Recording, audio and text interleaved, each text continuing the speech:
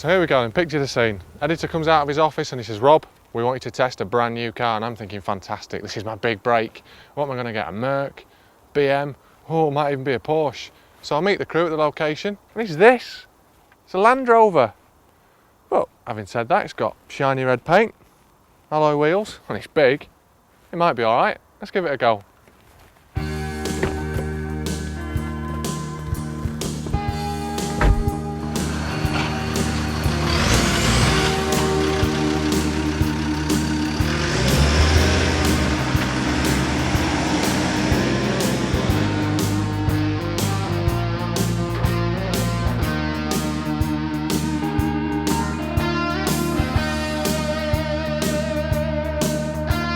Now, I'll be perfectly honest with you, I'm far more used to driving your GTIs, RS turbos, that sort of thing.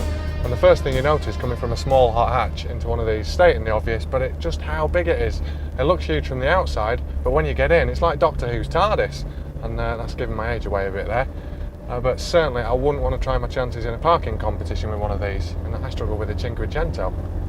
Now, whether you're into cars or not, you hear the name Land Rover and you think of serious off-road vehicles. But having said that, in the 10 years since the Discovery was launched, the company have obviously put a lot of time and effort into making this feel a lot more car-like. And I'm really impressed just how stable it is on the corners. Even some of the fast bends, there's hardly any body roll. But engine and gearbox, oh, I mean, 0 to 60, it feels longer than Continental Drift. And the gap between first and second, it's that big. Even I could fall in it, and I've got size 13 feet. But I know what you're saying. Come on, Rob, it's not an RS turbo, it's not a hot hatch, it's a big, purposeful off-road vehicle. So I think to do it some justice, we want to find something a bit bumpy. So will I go and have a scout round for some off-road action, so to speak? I'll give you a few facts about the car. The new Discovery is slightly longer and wider than the older model, and it's significantly taller than most of its rivals. And even without bull bars and running boards, it still looks really tough.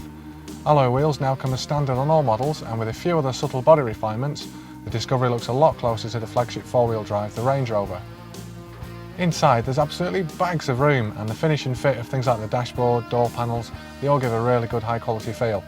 This model features a 5-speed manual gearbox, but a sport switchable automatic box is also available. Other features on this XS model include air conditioning, half-leather heated seats, leather-covered steering wheel, and a fairly impressive stereo system. Under the bonnet, there's an all-new 5-cylinder diesel engine which returns about 23 miles to the gallon and gives out around 137 brake horsepower, which you all know what I think of that. And of course, the Discovery is available with Land Rover's legendary V8.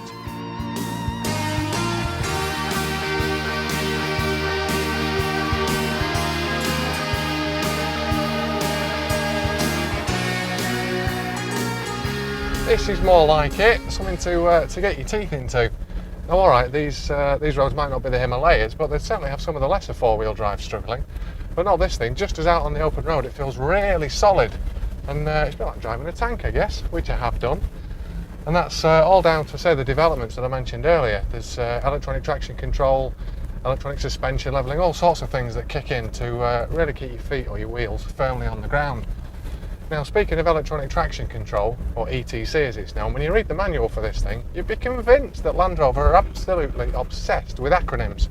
And I've got my notes here, because I can't learn them all, far too many. We've got, and this is just on the first page, ACE, SLS, ETC, HDC and EBD, which do all manner of things, but make it PDQ, they do not. It's still far too slow for me. Well, I'll tell you what, as disappointed as I was at the start of the day, I'm really impressed with this thing. Now, don't get me wrong, I'd much prefer a GTI. I think something more in keeping with my boyish good looks. But no, it's really good. I can't believe how well it handled on the open road. And on this stuff, well, it just feels like a tank.